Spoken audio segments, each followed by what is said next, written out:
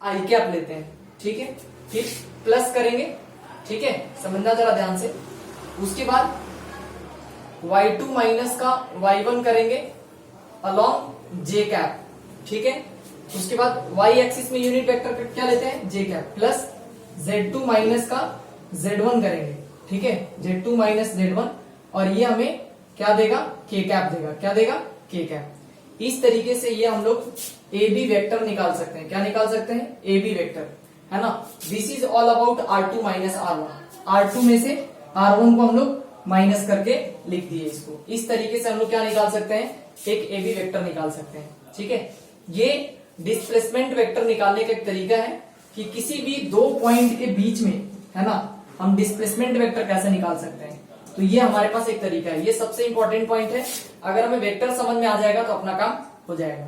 आप एक बार इसको कॉपी कर लो, फिर मैं सीधा टॉपिक पे आता हूँ, क्योंकि अपना यही बेसिक मुझे एक बार रिवाइज कराना था, ठीक है।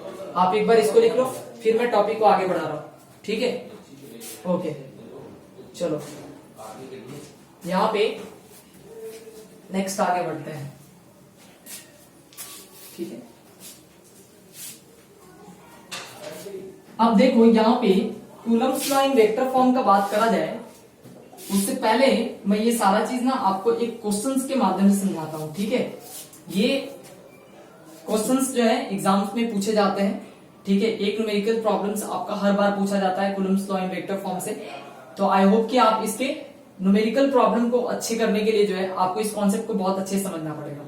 देखो सुनो, एकदम बेसिक से लेकर के चल रहे हैं, अब जरा समझना ध्यान से। देखो अगर हम लोग क्या करते हैं, खूब अच्छे से समझना। अगर मैं एक चार्ज पार्टिकल्स यहां पे लेट से रखता हूं, यहां पे एक चार्ज पार्टिकल्स लेट से 2 कूलम का चार्ज रखते हैं प्लस में यहां पे, ठीक है, और समझना ध्यान से। और यहां पे भी लेट से मैंने क्या किया कि 3 कूलम का एक चार्ज रखा और ये भी रखा प्लस में, ठीक है। इस पॉइंट को लेट से हमने ए मान लिया, ठीक है, और इस पॉइंट को हमने बी मान लिया, ठीक है। ये पॉइंट हमारा ए है, ये पॉइंट हमारा बी है, ये हमारे ओरिजिन से मैंने इसको ज्वाइन कर दिया, ठीक है। अब समझना जरा ध्यान से। इस पॉइंट को अगर ए माना है तो इस ए का जो कोऑर्डिनेट है प्लेट से -2, 0, 1 मान लिया मैंने, ठीक है। और 3 का पॉइंट बी है, इसका कुछ पॉइंट है लेट से आप 3 मान लो, 2 मान लो और 4 मान लो, ठीक है। कुछ भी मान सकते हैं, कोई प्रॉब्लम नहीं, ठीक है। अब समझना जरा ध्यान से। हम लोग इंटरेस्टेड क्या है, इंटरेस्टेड है हम लोग Coulomb's law in vector form में क्या कहता है। अगर आप ए टू बी जा रहे हो, ए टू बी आपने ज्वाइन किया इस डिस्प्लेसमेंट वेक्टर को, समझना जरा ध्यान से। बहुत छोटी छोटी बात है, पहले उसको ध्यान से समझना है। सबसे पहले 2 चार्ज पार्टिकल्स है और दोनों चार्ज पार्टिकल्स हमारे पास पॉजिटिव है। इसका मतलब इन दोनों के बीच में कैसा फोर्स लगेगा, रिपल्सिव फोर्स लगेगा। तो सबसे पहले फोर्स निकालना है हमें। तो फोर्स हम लोग कैसे निकालेंगे, फोर्स के लिए हमने पढ़ रखा है यहाँ पे कि जो फोर्स होता है 2 चार्ज पार्टिकल्स के बीच में वो KQ1 Q2 by R square होता है, ठीक है। आप समझना। तो सबसे पहले हम लोग R निकालने में इंटरेस्टेड है। R क्या होता है, तो डिस्टेंस बिटवीन 2 चार्ज पार्टिकल्स। तो डिस्टेंस बिटवीन 2 चार्ज पार्टिकल्स मतलब हमें A टू B निकालना है मैग्नीट्यूड वाइज कि A टू B कितना है। तो हम सबसे पहले क्या करते हैं कि A टू B निकालने से पहले हम ए बी वेक्टर निकाल लेते हैं। अभी मैंने आपको सिखाया ए बी वेक्टर निकालने का तरीका क्या है कि 3 -2 का आई कैप, 3 माइनस माइनस बोले तो +2, यानी 3 + 2 का ये आई कैप हो जाएगा, कोई प्रॉब्लम। दूसरा क्या है, प्लस में 2 - 0 यानी 2 ही आएगा, 2 का जे कैप, प्लस में 4 - 1 बोले तो प्लस में 3 का के कैप, ठीक है। ये आ गया हमारे पास ए बी वेक्टर, जिसको हम लोग आर वेक्टर से डिनोट कर रहे हैं। ये रेट से मैंने आर वेक्टर मान लिया, ठीक है। ए बी को क्या मान लिया, ये आर वेक्टर है। तो ये हमारे पास आर वेक्टर आ गया, जो कुछ इस तरह से दिखाई दे रहा है। अगर हमें इसका मैग्नीट्यूड निकालना है, सिर्फ आर निकालना है ना। पहले इसको एक बार थोड़ा सिंप्लीफाई करके लिख देते हैं। ये हम आर वेक्टर को ऐसे लिख सकते हैं 3 और 2 5 आई कैप, प्लस में 2 जे कैप और प्लस में 3 के कैप। ये अपने पास ये वेक्टर आ गया है 5 आई कैप प्लस में 2 जे कैप प्लस में 3 के कैप। अगर इसका मैग्नीट्यूड निकाला जाए तो मैग्नीट्यूड के लिए हमें क्या पढ़ा कि रूट अंडर, है ना, इसका स्क्वायर करो 5 का स्क्वायर प्लस में 2 का स्क्वायर और प्लस में कितना 3 का स्क्वायर। ठीक है, इसको वापस से अगर खोलने जाए तो ये 25 आएगा, ये प्लस में 4 आएगा और ये प्लस में 9 आएगा। ठीक है, टोटल अगर इसका सम करा जाए तो ये 5 4 9 9 9 18, उसके बाद 2 और 1 3, मतलब 38 आएगा। ठीक है, रूट अंडर 38 जो है ये हमारे पास आर की वैल्यू आ गई है, मतलब हम लोग मैग्नीट्यूड भी निकालने में यहाँ पे सक्सेस हो गए। अगर देखा जाए तो हम इसको क्या लिख सकते हैं, जरा आप ध्यान से देखो, k की जगह पे लिख सकते हैं 9 इंटू 10 का पावर 9 इंटू में Q1 की जगह पे 2 कूलम लिखा हुआ है, आप इसको 2 कूलम लिख सकते हैं और इंटू में यहाँ पे 3 कूलम लिख सकते हैं। ठीक है, और नीचे r का स्क्वायर मतलब रूट अंडर 38 का स्क्वायर बोले तो 38 लिख सकते हैं। ठीक है, रूट अंडर 38 का स्क्वायर करेंगे 38 आ जाएगा। यहां से अगर इसको हम लोग सॉल्व करने जाए तो ये कुछ 3 2 जा 6 आएगा। ठीक है, 6 में अगर डिवाइड कर लिया जाए, इसको ऐसे थोड़ा सा कट कर लेते हैं, ये 19 आ जाएगा। ठीक है, 19 दूना 38, उसके बाद ये 9 त्रिका 27, 27 इंटू 10 का पावर 9 और डिवाइड बाई कितना 19 दिखाई दे रहा है। इसको अगर इससे डिवाइड करा जाए तो यही लगभग 1 टाइम्स आएगा और 19 से कम 19 और लास्ट कितना हो गया, इसमें 8 बचा 80, 19 चौका, है ना, यानी 1.4 ले सकते हैं, 19 4 जा। ठीक है, 1.4 और इंटू में आप 10 का पावर 9 लिख सकते हो, इसमें कोई दिक्कत नहीं है। ठीक है, ये लगभग अप्रोक्स इतना ही आएगा। ठीक है, इतना ये एक फोर्स है तो हम इसको न्यूटन लिख लिए, इसमें कोई प्रॉब्लम नहीं है। ये फोर्स का हमने सिर्फ मैग्नीट्यूड निकाला है। ठीक है, अब बात डायरेक्शन का है, तो डायरेक्शंस के लिए समझो पहले ध्यान से, मेन तो डायरेक्शन ही है।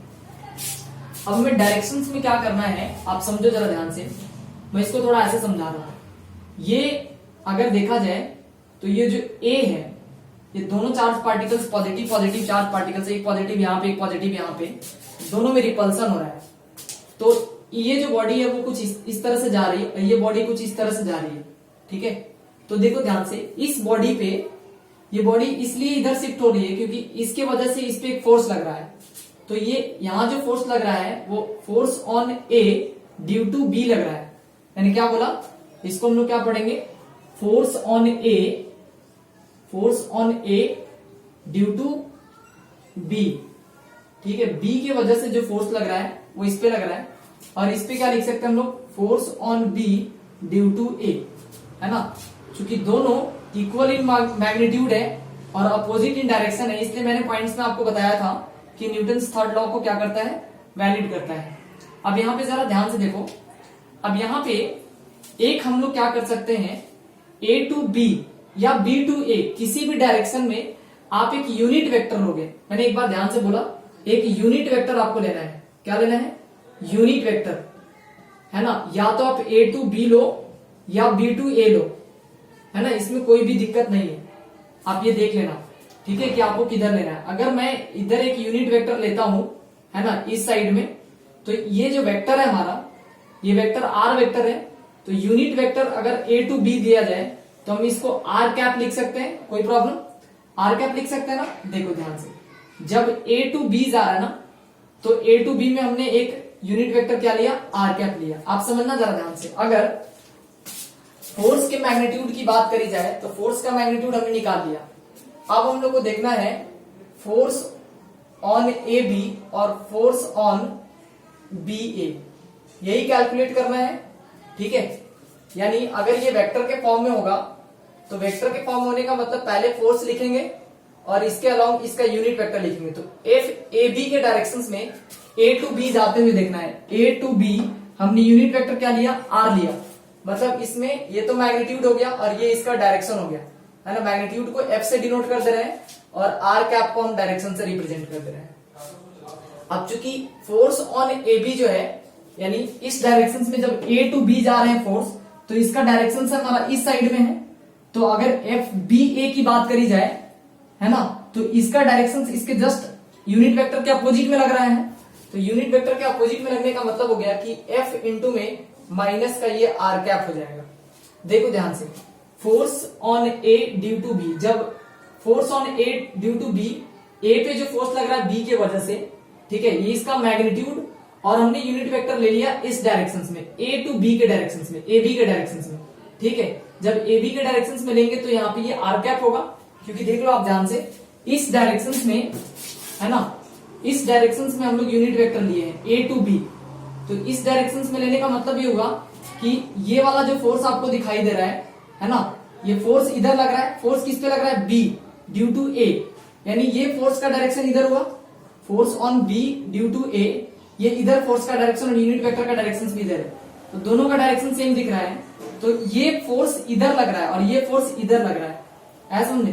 तो हम इसको क्या कर सकते हैं, यहां जरा देखो ध्यान से, यानी जब force on B due to A लग रहा है तो फोर्स इधर लगा और यूनिट वेक्टर का भी डायरेक्शन इधर है, तो इसको हम लोग प्लस का आर कैप लेंगे और इसको हम लोग को क्या लेना पड़ेगा, माइनस का आर कैप, ठीक है, ये माइनस का आर कैप होगा, ठीक है। एक बार और इसको समझते हैं, देखो अगर आप यूनिट वेक्टर उस साइड में लेते हैं, आप किधर भी ले सकते हैं, मैं पहले बता रहा हूं, आप उधर लो इधर लो, मतलब आप ए टू बी फोर्स को इंट्रोड्यूस करो, बी टू ए इंट्रोड्यूस करो, कोई प्रॉब्लम नहीं है। यानी जो फोर्स लग रहा है यहाँ पे, जो फोर्स लग रहा है इस बॉडी पे, जो फोर्स लग रहा है बी पे, वो किसकी वजह से लग रहा है, ए के वजह से, है ना, और डिस्प्लेसमेंट भी इसी डायरेक्शन में हो रहा है, तो यहाँ फोर्स का मैग्नीट्यूड और डिस्प्लेसमेंट भी इसी साइड में है। लेकिन अगर इस चार्ज पार्टिकल्स पे अगर फोर्स देखा जाए तो इस चार्ज पार्टिकल्स पे फोर्स जो है वो उस दिशा में लग रहा है और यूनिट वेक्टर इस दिशा में, तो ये इसका जस्ट नेगेटिव हुआ ना डायरेक्शन, तो इसलिए इसको हम माइनस का आर कैप लिखेंगे और इसको प्लस का आर कैप लिखेंगे। आई थिंक ये बात आपको समझ में आ गया है। अब यहाँ पे जरा ध्यान से देखना, यहाँ पे हम लोग इंटरेस्टेड है आर कैप निकालने में। अब आर कैप कहां से निकलेगा, तो आर कैप हम लोग यहाँ पे निकाल करके बैठने वाले हैं। देखो जरा ध्यान से, यहाँ पे आर कैप का मैंने आपको एक फॉर्मूला बताया कि आर कैप जो होगा वो vector R divide by magnitude of vector R होगा। तो देखो अगर हम वेक्टर आर को लिखने जाए तो वेक्टर आर हमारे पास लिखा हुआ है 5i कैप प्लस 2 का j कैप और प्लस में 3 का k कैप, ठीक है, और नीचे कितना, मैग्नीट्यूड में रूट अंडर हम लोग को 38 लेना है, ठीक है, रूट अंडर 38। ये हमारे पास क्या आ रहा है, ये आ रहा है आर कैप, है ना, ये हमारा डायरेक्शन है, ठीक है, आर कैप। तो हम क्या कर सकते हैं, इस जगह पे आप जरा ध्यान देना, जो मैंने यहाँ पे लिखा है पहले मैं यहाँ पे लिख देता हूँ, ठीक है। सबसे पहले फोर्स लिखेंगे और फोर्स हमने निकाला है कितना, 1.4 इंटू 10 का पावर 9, और जो डायरेक्शन है हमारे पास, डायरेक्शन क्या है, 5i कैप प्लस में 2j कैप और प्लस में 3 का k कैप, और नीचे कितना है, रूट अंडर 38, ठीक है, ये हमारा ये हुआ। और अगर हम force on A due to B लिखे तो हम इसको ऐसे लिख सकते हैं, सबसे पहले फोर्स और उसके माइनस का आर कैप कर देना है, बस फोर्स दिख रहा है आपके पास 1.4 इंटू में 10 का पावर 9, और बस हमें इसमें नेगेटिव कर देना है सबका, माइनस का 5i कैप प्लस माइनस का 2j कैप और माइनस का 3k कैप, ठीक है, और नीचे रूट अंडर 38। आई थिंक ये बात समझ में आ गया सबको कि हम लोग कैसे इसको सॉल्व कर सकते हैं, ठीक है। पहले आप इसका एक बार कॉपी कर लो, ठीक है। आपको ध्यान रखना इसमें सबसे ज्यादा कंफ्यूजन अगर कहीं है तो सिर्फ ये है, यूनिट वेक्टर आप किस डायरेक्शन में लोगे, तो यूनिट वेक्टर आप किसी भी डायरेक्शन में ले सकते हो, है ना, और उस समय आपको ध्यान रखना है कि फोर्स कैसे लग रहा है, ठीक है। अगर हमें क्या करना है, हमें फोर्स का मैग्नीट्यूड देखना है और इसका डायरेक्शन देखना है। तो हमने यूनिट वेक्टर लिया है ए टू बी, मैंने बोला कि हमने यूनिट वेक्टर कहां लिया, ए से बी की ओर, और फोर्स भी इधर किधर लग रहा है, बी पे फोर्स लग रहा है ए की ओर, है ना, यानी force on B due to A, ये इधर की तरफ फोर्स और इधर की तरफ डिस्प्लेसमेंट, मतलब ये पॉजिटिव लेंगे, और वो चूंकि फोर्स उधर लग रहा है और डिस्प्लेसमेंट इधर लग रहा है तो इसमें डिस्प्लेसमेंट जो है नेगेटिव हो जाएगा।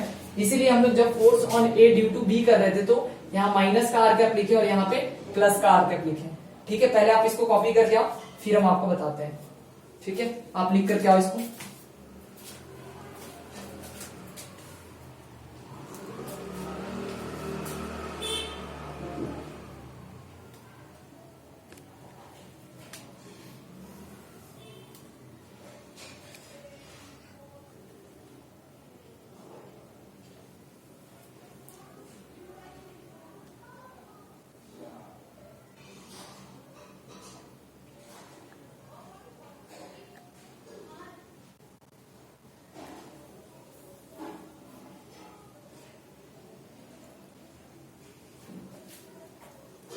ठीक है, आई थिंक आप लोग कॉपी कर लिए होंगे।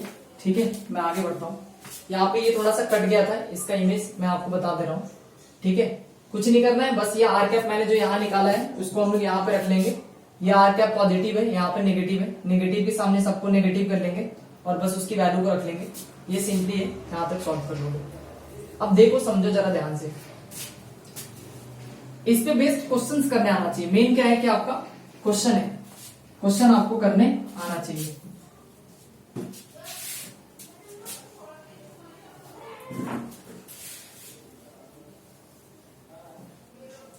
देखो, अब यहाँ पे 3 तरह के कंडीशन हो सकते हैं, है ना। क्वेश्चन इससे जो है मतलब ऊपर क्या बनेगा मैं बता दे रहा हूं। ठीक है, देखो जरा ध्यान से। अगर मैं 3 तरह के केसेस की बात करूं, ठीक है, अगर केस 1 पे बात करा जाए, ठीक है, तो देखो केस 1 में या तो हम क्या कर सकते हैं, 2 पॉजिटिव चार्ज ले सकते हैं। ठीक है, जैसे एक हमने प्लस वाला ले लिया और फिर दूसरा भी हमने प्लस वाला ले लिया, तो इस बीच में हमने क्या देखा कि कुछ ऐसे रिपल्सिव फोर्स लग रहा है। अगर सिमिलरली हम लोग देखें 2 नेगेटिव चार्ज लेकर के, तो दोनों के केसेस में भी कुछ ऐसे ही होगा। ठीक है, इसमें भी रिपल्सन होगा, तो ये सेम केसेस बनेगा। बस के Q1 Q2 करते समय Q1 और Q2 दोनों मैग्नीट्यूड वाइज लेंगे, क्योंकि फोर्स का मैग्नीट्यूड हम लोग कैलकुलेट कर रहे होते हैं। तीसरा, अगर हम लोग एक पॉजिटिव चार्ज लेते हैं और एक नेगेटिव चार्ज लेते हैं, ठीक है, तब ये हमारा इंटरेस्टिंग होगा कि ये अट्रैक्टिव है ना, और इसमें हमें बताना है कि कैसे कूलम्ब्स लॉ को हम लोग अप्लाई करेंगे। जैसा कि 2 पॉजिटिव था वैसे ही 2 नेगेटिव के केस में होगा, लेकिन यहाँ पे 2 डिफरेंट चार्जेस हम लोग लेकर के एक बार एक क्वेश्चन करके देखते हैं। चलिए, मैं दूसरा क्वेश्चन आपको बता रहा हूँ, पहले आप इस चीज को समझ लीजिए। ठीक है, कोई भी चार्ज पार्टिकल्स रख लो और उसको सॉल्व करना शुरू करो, इसमें कोई प्रॉब्लम नहीं है। ठीक है, अब देखो जरा ध्यान से। अब देखो, बाकी बुक्स में कैसे फॉर्मूला लिखा होता है, जो वेक्टर लिखा होता है ना, ये इलेक्ट्रोस्टैटिक फोर्स वो किस फॉर्म में लिखा हो जाता है, तो यहाँ पे देखो, जो फोर्स हमने पढ़ा वो पढ़ा हमने K Q1 Q2 अपॉन में R², यही पढ़ा। अब देखो, अब इसको वेक्टर के फॉर्म में लिखना है, तो ये मेरा वेक्टर, अब ये तो इसका मैग्नीट्यूड हुआ, तो डायरेक्शन क्या करोगे, तो डायरेक्शंस में R² लिखा हुआ, तो यहाँ पे हम लोग क्या करेंगे, इसके वेक्टर को क्या लिखते हैं, ऐसे R कैप लिखेंगे। मतलब this is all about magnitude and this, ये हमारा क्या हुआ, ये मैग्नीट्यूड को रिप्रेजेंट कर रहा है। ठीक है, ये मैग्नीट्यूड है। ठीक है, और ये हमारा यूनिट वेक्टर, अभी बताया आपको, यूनिट वेक्टर किसको रिप्रेजेंट करता है, डायरेक्शन को। अब समझना जरा ध्यान से, ये डायरेक्शन हुआ। अब देखो, यूनिट वेक्टर आर कैप का फॉर्मूला अगर लिखा जाए, तो अभी सीखा हमने R vector divide by magnitude of vector R. अब इसको वापस इस फॉर्मूला में पुट करेंगे, तो देखना जरा क्या होगा, यहाँ पे जरा ध्यान देना आपको। यानी एफ जो होगा, जो फोर्स होगा, ठीक है, वो K Q1 Q2 by R² तो होगा ही, और इंटू में आप वेक्टर R डिवाइड बाई क्या R लिखेंगे। तो इसी फॉर्मूला को बुक्स में ऐसे लिखा जाता है, K Q1 Q2 अपॉन में R का क्यूब और इंटू में वेक्टर R, है ना। ये हमारा वेक्टर फॉर्म में कहलाता है Coulomb's law. K Q1 Q2, है ना, डिवाइड बाई R का क्यूब इंटू में वेक्टर R। ये आया कहां से, ये सबसे ज्यादा इंपॉर्टेंट है कि कैसे हम लोग इसको बना रहे हैं। ये सारा का सारा इंपॉर्टेंट रोल प्ले करना है यूनिट वेक्टर को, है ना, जो कि डायरेक्शंस को रिप्रेजेंट कर रहा है। मैग्नीट्यूड आपके नजर के सामने हमेशा होता है ना, इसलिए आप इसमें कहीं से कोई कंफ्यूजन नहीं है। K Q1 Q2 by R², ये तो सबको पता होता है। ये आर कैप कैसे निकालते हैं, इसके लिए मैंने बहुत बेसिक चीजें बताया आपको। अभी मैं एक पॉजिटिव और एक नेगेटिव करके आपको दिखा रहा हूं, ताकि आपको किसी भी तरह का कोई दिक्कत नहीं रहे। ठीक है, और आपसे ये हो जाए। ठीक है, कुछ भी नहीं करना है, आप समझो पहले चीजों को ध्यान से, और ये आसानी से होगा, इसमें कुछ भी नहीं है। देखो, जैसे मैंने मान लिया कि इस बार हम लोग क्या करते हैं, एक यहाँ पे 8 से माइनस में 2 कूलम ले लेते हैं। ठीक है, या इसको प्लस में ले लेते हैं। ठीक है, और यहाँ पे माइनस में मैंने ले लिया 8 से 5 कूलम। ठीक है, माइनस में एक चार्ज, माइनस में एक चार्ज, प्लस में, और इसको स्पेस में रखा है। इस पॉइंट को अगर हम ए लेट करते हैं, ठीक है, तो इसका कुछ ना कुछ अपना कोऑर्डिनेट होगा, वो हम लेट से मान लेते हैं -2 0 और लेट से 3 मान लिया। यहाँ पे बी अगर पॉइंट हम लोग लेट करते हैं और इसके कोऑर्डिनेट को अगर हम लोग लेट से 4 -3 और -2 लेट कर लिया। ठीक है, कुछ भी यहां से हम लोग क्या कर सकते हैं, यहां से अगर हम लोग इसको 3D प्लेन में रखते हैं इस चार्ज पार्टिकल को, तो क्या होगा, यहां से आप क्या करोगे, इसको ओरिजिन से ज्वाइन करोगे, ये एक पोजीशन वेक्टर देगा अपने को, ये एक पोजीशन वेक्टर देगा। अब यहाँ पे ये अपना जो वेक्टर है R1 मानते थे, इसको R2 मानते थे, है ना। यहाँ पे जो डिस्प्लेसमेंट दिखाई दे रहा है, डिस्प्लेसमेंट वेक्टर, हम इसको यहाँ पे R वेक्टर मान रहे हैं। क्या मान रहे हैं? R vector. ये लेट से हमारे पास R1 है, R1 वेक्टर, ये हमारे पास लेट से R2 वेक्टर है और ये R वेक्टर है। तो हम लोग को सबसे पहले ये R वेक्टर निकालने में हम लोग इंटरेस्टेड है कि अगर हम R वेक्टर निकालने जाते हैं, ठीक है, तो R वेक्टर अगर आप निकालोगे तो आप जरा देखना ध्यान से। अभी आपको क्या सिखा है, ये वाला प्लस का चार्ज है, ये वाला माइनस का चार्ज है। देखो सबसे पहले हम लोग क्या करेंगे कि R वेक्टर निकालते हैं। यहाँ पे अगर R वेक्टर निकालने जाएंगे तो क्या सिखा है, A to B चल रहे हैं हम लोग, A to B अगर चल रहे हैं तो क्या करेंगे, फाइनल माइनस इनिशियल करते हैं ना, तो 4 माइनस ऑफ -2, मतलब ये 4 और +2 बोले तो 6 का आई कैप हो जाएगा, 6 का आई कैप। उसके बाद माइनस का 3 और माइनस का 0, माइनस का 3 आएगा तो माइनस का 3 का क्या आएगा, ये के कैप देगा अपने को। माइनस का 2 और माइनस का 3, माइनस का 5 देगा ये अपने पास, माइनस का 5, और ये कितना होगा, सॉरी यहाँ पे जे कैप लिखना था और यहाँ पे के कैप लिखना था, ठीक है। ये तो हमारे पास आर वेक्टर आ गया। अब हम यहीं पे इसका मैग्नीट्यूड निकाल देते हैं। मैग्नीट्यूड निकालने का मतलब 6 का स्क्वायर करो, प्लस में 3 का स्क्वायर करो और प्लस में 5 का स्क्वायर करो, ठीक है। ये वैसे माइनस का करोगे तो प्लस का ही आएगा, इसलिए डायरेक्ट यहाँ पे ऐसे लिख देते हैं, ठीक है। 6 6 जा कितना आएगा 36, यहाँ पे प्लस का 3 3 जा 9 और प्लस का 5 5 जा 25। अगर इसको यहां से सॉल्व करा जाए तो ये 34 इंटू 34 कितना हो जाएगा, 70, एक मिनट, 25 और 9, 25 5 30 4 34, 34 और इंटू में 36, यानी ये आ जाएगा 70, ठीक है। 70 आएगा, करेक्ट, ठीक है। 35 दूना 70, ये आ गया आपके पास रूट अंडर 70। ये अपने पास मैग्नीट्यूड आ गया। यहां तक तो किसी कोई दिक्कत नहीं है, ठीक है। अब क्या करना है हम लोग को, अब एक यूनिट वेक्टर हम लोग को लेना है, ठीक है। वो unit vector along A to B ले रहे हैं इस डायरेक्शन में। तो इस डायरेक्शन में वेक्टर क्या है, आर वेक्टर है, तो इधर डायरेक्शन हमारा आर कैप होगा, है ना। Unit vector along A to B लिया, ठीक है, इस डायरेक्शन में A to B में। तो समझो, देखो जरा ध्यान से, अगर A to B लेते हैं तो यहाँ पे जो force on B due to A, यहाँ पे force on A due to B, ठीक है। अब देखो जरा ध्यान से, तो ये एक अट्रैक्टिव फोर्स है, ये कुछ ऐसे आ रहा है और ये हमारा ऐसे आ रहा है, ठीक है। आप समझना जरा ध्यान से। तो यूनिट वेक्टर किस डायरेक्शन में हमने लिया है, हमने लिया है इस डायरेक्शन में, यानी एफ ऑफ ए बी के डायरेक्शन में। जिधर फोर्स ऑन ए बी जा रहा है उधर ही हमारा यूनिट वेक्टर जा रहा है। तो समझो जरा ध्यान से, थोड़ा मैं इधर पहले क्या करता हूं, फोर्स का मैग्नीट्यूड निकालता हूं। फोर्स का अगर मैग्नीट्यूड निकाला जाए, यहाँ पे फोर्स का मैग्नीट्यूड, तो ये क्या लिख सकते हैं हम लोग, K Q1 Q2, यहाँ पे निकालते हैं, ठीक है। फोर्स का मैग्नीट्यूड